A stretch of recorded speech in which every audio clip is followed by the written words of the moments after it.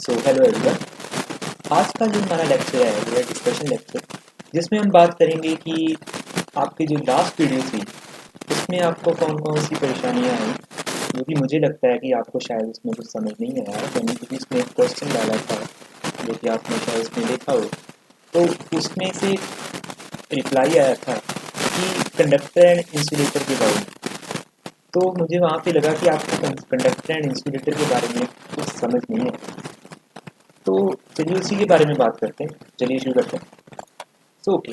उसमें एक रिप्लाई था ये कि अगर हम दो चीज़ें लें और उन दोनों को रब करें तो जिस चीज़ पर ज़्यादा हो वो कंडक्टर होगा और जिस चीज़ पर कम चार्ज होगा वो इंसुलेटर। तो जी भाई ये बिल्कुल गलत है, ऐसा कुछ नहीं होता।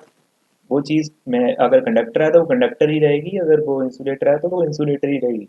ठीक है। तो अगर आपको ये समझ नहीं आया तो आपको उस क्वेश्चन का आंसर तो बिल्कुल नहीं समझ आएगा जो मैंने पूछा था। तो चलिए इसके लिए हम एक एक्सपेरिमेंट करते हैं। यहाँ आपको एग्जांपल देता हूँ। यहाँ पर मेरे पास ये दो स्केल हैं, एक है मेरे पास मेटल का स्केल एंड सेकंड है मेरे पास प्लास्टिक का स्केल। तो सीधा सीधा हमें पता है कि अगर मैं इस मेटल के स्केल से करंट को पास करूं तो वो आराम से पास हो जाएगा। करंट को पास करूं इसका मतलब क्या है कि यहाँ से चार्ज अगर मैं छोड़ूं तो वो आराम से यहाँ तक पहुंच जाएगा। बट अगर मैं इस प्लास्टिक के स्केल में यहाँ से करंट छोड़ूं तो वह यहाँ तक वो नहीं पहुंचेगा। तो इससे सीधा सीधा हमें ये पता चल गया कि ये चीज़ क्या है, प्लास्टिक वाला ये है हमारे पास इंसुलेटर, एंड ये चीज़ क्या है, ये है हमारे पास कंडक्टर। तो इसमें हम चार्ज की बात कर रहे थे कि जो स्टार्टिंग में मैंने आपको बताया था कि एक रॉड लेंगे हम आयरन की या हम मेटल की कह सकते हैं, और साथ में हमने लिया एक क्लॉथ जो कि कॉटन का। तो अगर मैं इस क्लॉथ को इसके ऊपर रब करूंगा तो इससे क्या होगा, इस रॉड से, चलिए इसको रॉड कह लेते हैं हम, इस रॉड से चार्ज यहाँ से इस क्लॉथ पर चले जाएंगे। तो यहाँ से चार्ज इस क्लॉथ पर जा रहे हैं तो रॉड क्या हो जाएगी, रॉड हो जाएगी पॉजिटिवली चार्ज। ये मैंने आपको बताया था लास्ट लेक्चर में। और ये क्लॉथ क्या हो जाएगा, ये हो जाएगा नेगेटिवली चार्ज। और उससे पहले दोनों चीजें क्या थी, दोनों चीजें थी न्यूट्रल। इसके पास भी सेम पॉजिटिव नेगेटिव चार्जेस थे, इसके पास भी सेम पॉजिटिव नेगेटिव चार्जेस थे। अब क्या हो रहा है यहाँ पे, अब जैसे कि इस पर पॉजिटिव चार्ज आ गया है तो यहाँ पर पॉजिटिव पॉजिटिव पॉजिटिव चार्जेस खड़े हैं। ओके। तो कितनी देर तक ये पॉजिटिव चार्जेस इसके ऊपर रहेंगे। तो अगर मैं बात करूँ उस स्केल वाली एग्जांपल जो हम लेते हैं कि सिर पर मैं से स्केल को रब करता हूँ और उससे मैं कागज़ उठाने की कोशिश करता हूँ, तो क्या वो ये स्केल उठा पाएगा? जी नहीं, वो नहीं उठा पाएगा। क्यों नहीं उठा पाएगा? क्योंकि जब मैंने इसको उसके साथ चार्ज किया और इसके ऊपर पॉजिटिव चार्ज आया, वो पॉजिटिव चार्ज इसके मेटल होने के कारण वो यहाँ से फ्लो करने लगा।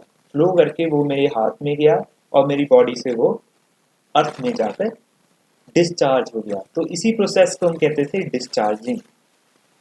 बट दूसरी जगह पे अगर हमने वो अपना वही मैजिक करना हो जिसमें हम क्या करते हैं, सिर पे रब करते हैं इसको स्केल को और एक पेजेस के छोटे छोटे टुकड़े लेते हैं कागज के और उसको उठाने की कोशिश करते हैं तो वो ऊपर उठ जाता है या कहीं अट्रैक्ट हो जाता है। उसमें क्या है कि ये मैंने एक लिया स्केल, स्केल बना है हमारा प्लास्टिक से। प्लास्टिक क्या होती है, प्लास्टिक होती है इंसुलेटर। ओके।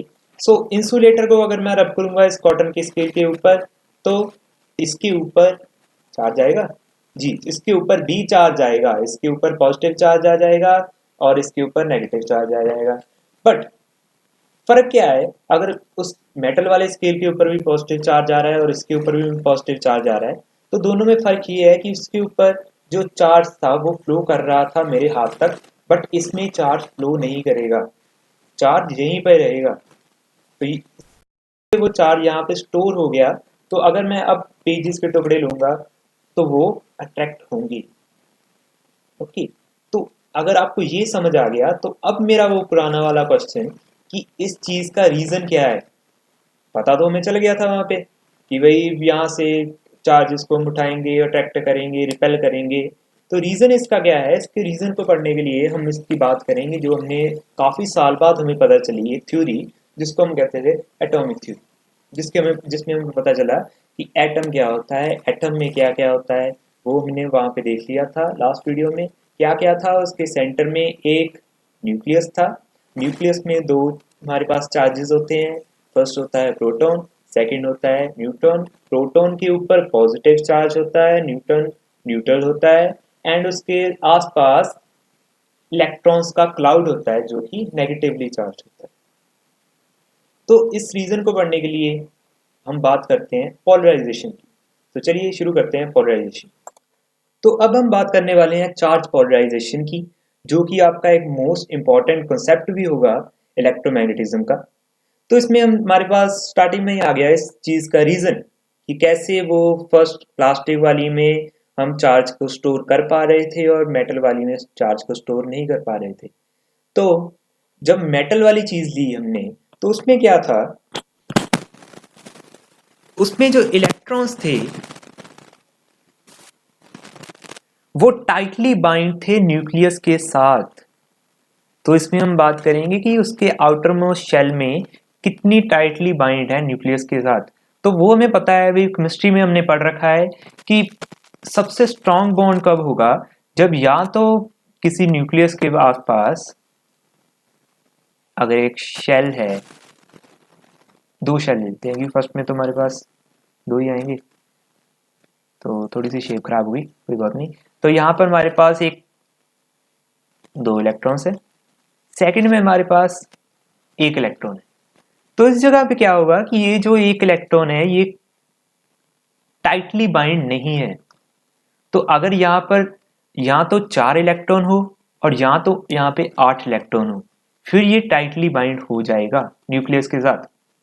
तो जब वो टाइटली बाइंड नहीं है, तो वो किसमें टाइटली बाइंड नहीं होता, वो जो हमारे पास लोहे का स्केल था उसमें वो टाइटली बाइंड नहीं होगा। तो इसमें क्या होता है, जो इलेक्ट्रॉन होता है वो बड़ा फ्री सा होता है, उसको रोकने के लिए कोई नहीं होता कि भाई बाहर से आए, उसकी मम्मी कह रही है अंदर से भाई बाहर नहीं जाना तो नहीं ये वो। तो इसमें जो सेंटर वाला होता है अपनी मम्मी की बात ज्यादा मानता नहीं है वो, तो इसलिए वो उठता है वहां पे कहीं भी चला जाता है। तो यही है जिसके कारण कि चार्ज मेटल्स में फ्लो हो जाता है। तो यहाँ पे मैंने आपको इसकी डेफिनेशन बताई है कि वो चीज जिसमें चार्ज एक जगह से दूसरी जगह पे ट्रांसफर हो जाए, क्यों ट्रांसफर होगा, क्योंकि वो टाइटली बाइंड नहीं होगा, कि नहीं रखा होगा किसने, न्यूक्लियस ने। इसलिए उसको हम क्या कहेंगे, उसको हम कहेंगे कंडक्टर। और सेकंड हमारे पास आती है इंसुलेटर। इंसुलेटर में क्या होगा, इंसुलेटर में हमने यहाँ पे कौन सा स्केल यूज किया था, प्लास्टिक का। सो प्लास्टिक में क्या होगा कि यहाँ पर यहाँ तो हाफ फिल्ड इलेक्ट्रॉन्स होंगे, या हाफ फिल्ड वैलेंस शेल कह सकते हैं, या वैलेंस इलेक्ट्रॉन्स कह सकते हैं, या फुली फिल्ड होंगे। अगर हाफ फिल्ड हो गए तो उसके पास जो सेंटर वाली उसकी मम्मी है, तो उसको हम कह सकते हैं कि वो थोड़ी सी ज्यादा खड़ूस हो गई, वो अब बच्चों को बाहर नहीं जाने दे रही, तो अपने पास पकड़ के रखेगी। तो इससे क्या होगा, बच्चों को बाहर जाने में परेशानी होगी। तो बच्चे हम यहाँ पे क्या ले रहे हैं, इलेक्ट्रॉन्स। तो यही रीजन था मेरे उस क्वेश्चन का जो मैंने लास्ट वीडियो में पूछा था। तो इसके साथ ही हम इसका मोस्ट इंपॉर्टेंट कॉन्सेप्ट जो कि आपका हायर क्लासेस में, हायर स्टडीज में भी यूज होगा, वो है हमारा पोलराइजेशन, चार्ज पोलराइजेशन। तो चार्ज पोलराइजेशन में क्या है, charge polarisation means slightly separation of positive and negative charge.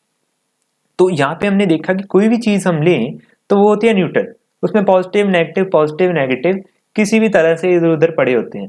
But अगर हम कुछ ऐसा करें कि पॉजिटिव चार्ज एक साइड पे आ जाए, नेगेटिव चार्ज एक साइड पे आ जाए, एकदम जैसे हम प्रेयर करते हैं स्कूल वगैरह में, तो उस चीज को हम कहेंगे चार्ज पोलराइजेशन। Okay, clear. तो चार्ज पोलराइजेशन अगर हम बात करें तो क्या charge polarisation metal and non metal दोनों में होती है, तो जी हाँ, दोनों में होती है ये। तो फर्स्ट हम बात करेंगे मेटल की। तो मेटल में हम एक एक्सपेरिमेंट लेते हैं कि कैसे हम एक चार्ज को, इसी में से हमारा एक दूसरा कंसेप्ट भी निकल आएगा जिसे हम कहते हैं इंड्यूस्ड चार्ज या इंडक्शन। इंडक्शन आपने पहले पढ़ा भी है, और इंडक्शन में आप काफी आगे कॉन्सेप्ट भी देखेंगे। सो यहाँ पर हमने एक रॉड ली, जैसे कि हमारी वो प्लास्टिक वाला स्केल था, उसको हमने एक सिल्क के कपड़े के ऊपर रब किया, तो उस पर उसके ऊपर कौन सा चार्ज आ जाएगा, उसके ऊपर आ जाएगा पॉजिटिव चार्ज। तो ये आ गया पॉजिटिव चार्ज। तो इंडक्शन क्या होती है? इंडक्शन होती है एक जगह से दूसरी जगह पर चार्ज को ट्रांसफर करना विदाउट टचिंग। तो विदाउट टचिंग तो यहाँ पर एक तरह से ये जादू सा लग रहा है कि ये चीज इस चीज को टच नहीं करेगी, बट किसी और चीज पर इसका इंप्रेशन हो जाएगा, ये अपने चार्जेस को ट्रांसफर कर देगी। तो ये कैसे होगा देखते हैं। तो फर्स्ट हम देखते हैं कि हमारे पास कोई भी ऑब्जेक्ट है जिसके अंदर चार्जेस जो है वो ऐसे ही पड़े हुए हैं, पॉजिटिव नेगेटिव कहीं भी। बट उसके बाद क्या होता है, जब हम इस रॉड को इस ऑब्जेक्ट के पास लेके आएंगे तो ये पॉजिटिव रॉड इसके सारे नेगेटिव चार्जेस को एक तरफ अट्रैक्ट करेगी, तो वो कुछ इस तरह से दिखने लगेगा। तो इसी चीज को हम कह रहे हैं यहाँ पे पोलराइजेशन। बट इंडक्शन कैसे? सो इंडक्शन के लिए हम क्या करेंगे, एक और ऑब्जेक्ट लेके आएंगे उस फर्स्ट वाले ऑब्जेक्ट के पास और उसको उस ऑब्जेक्ट के साथ टच कर देंगे। अब अगर हम इस ऑब्जेक्ट में देखें तो इसके अंदर भी चार्जेस होंगे और वो होंगे कुछ इस तरह से, पॉजिटिव नेगेटिव कहीं भी। तो अब अगर हम इस साइड की बात करें और इस साइड की बात करें तो ये दोनों एक दूसरे के साथ टच में आ गए हैं, तो ये काम करेंगे वन बॉडी की तरह। तो ये दोनों एक बॉडी बन गए हैं। अब इसमें जो नेगेटिव चार्ज होंगे वो भी सारे इस साइड पे आ जाएंगे, तो यहाँ पे नेगेटिव चार्ज बढ़ जाएंगे, और इसके जो पॉजिटिव चार्ज होंगे वो भी सारे इस साइड में आ जाएंगे इस इन पॉजिटिव चार्ज के साथ। तो वो कुछ ऐसा दिखने लगेगा। तो अब क्या हो रहा है, ये काम कर रहे थे एक बॉडी की तरह, तो इसके सारे नेगेटिव चार्ज इस साइड पे आ गए और सारे पॉजिटिव चार्ज इस साइड पे आ गए। तो अब हम क्या करेंगे, तो अब हम इस ऑब्जेक्ट को उठाएंगे, इसको उठा के इससे दूर ले जाएंगे। तो अब देखिए क्या हुआ, यहां पर ये सारा ऑब्जेक्ट नेगेटिवली चार्ज हो गया और ये सारा ऑब्जेक्ट पॉजिटिवली चार्ज हो गया। तो इसमें क्या था, ये पॉजिटिव चार्ज रॉड आई और इसने एक ऐसे ऑब्जेक्ट को भी पॉजिटिवली चार्ज कर दिया जो कि उसके साथ कांटेक्ट में भी नहीं था। ये रॉड इसको टच भी नहीं किया इसने, और फिर भी वो इसने इस ऑब्जेक्ट को पॉजिटिवली चार्ज कर दिया। तो इसी चीज को हम कहते हैं induced charge. Charge can be induced without touching. Okay, so ये तो बात हो गई हमारी मेटल की। अब हम बात करेंगे इंसुलेटर्स की। इंसुलेटर मीन्स की प्लास्टिक्स। सो प्लास्टिक में क्या होगा, इस कॉन्सेप्ट को हम और क्या कहते हैं, electric dipole, one of the most important concept. इस +2 की बात कर लिए या फिर आप हायर स्टडीज की बात कर लीजिए, इसमें इसकी आगे और टाइप्स भी आ जाएंगी, जिसमें आता है इलेक्ट्रिक डाइपोल मूवमेंट, वो भी हम इसी को कहते हैं, क्वाड्रपोल मूवमेंट। तो इंसुलेटर में हम देखते हैं कि फर्स्ट इसमें हम बात करेंगे इसके एटम की। सो लास्ट पेज में आपने देखा कि इंसुलेटर्स में जो एटम्स होते हैं वो टाइटली बाइंड करते हैं किसको, उसके इलेक्ट्रॉन्स को। तो अगर हम सेम चीज इसमें भी करें, कोई भी चीज लें, उसके पास एक, तो पहले तो हम इसकी बात करेंगे इसके एटम की, कि उसके एटम का शेप कुछ इस तरह से होगी, सर्कुलर शेप होगी उसकी। तो अगर हम किसी रॉड को उसके पास लेके आए, चार्ज रॉड को उसके पास लेके आए पॉजिटिवली, तो उसमें जो न्यूक्लियस होगा जो कि पॉजिटिवली चार्ज होता है वो एक साइड पे चला जाएगा और उसके इलेक्ट्रॉन दूसरी साइड पर चले जाएंगे, और उससे जो एटम की शेप होगी वो कुछ इस तरह से हो जाएगी। तो यही चीज होती है हमारे प्लास्टिक वाले स्केल में जब हम उसको एक कपड़े पर रब करते हैं। तो इसी चीज को हम कहते हैं इलेक्ट्रिक डाइपोल मूवमेंट। तो इसमें जो डाइपोल हुआ, डाइपोल मीन्स कि उसके दो पोल्स बन गए, एक पोल बन गया उसका पॉजिटिवली चार्ज एंड सेकंड पोल बन गया उसका नेगेटिवली चार्ज। ओके, सो इसके बारे में भी हम पढ़ेंगे नेक्स्ट वीडियोस में कि ऐसा कैसे हो रहा है और इसमें कौन कौन सी थ्योरीज लग रही हैं।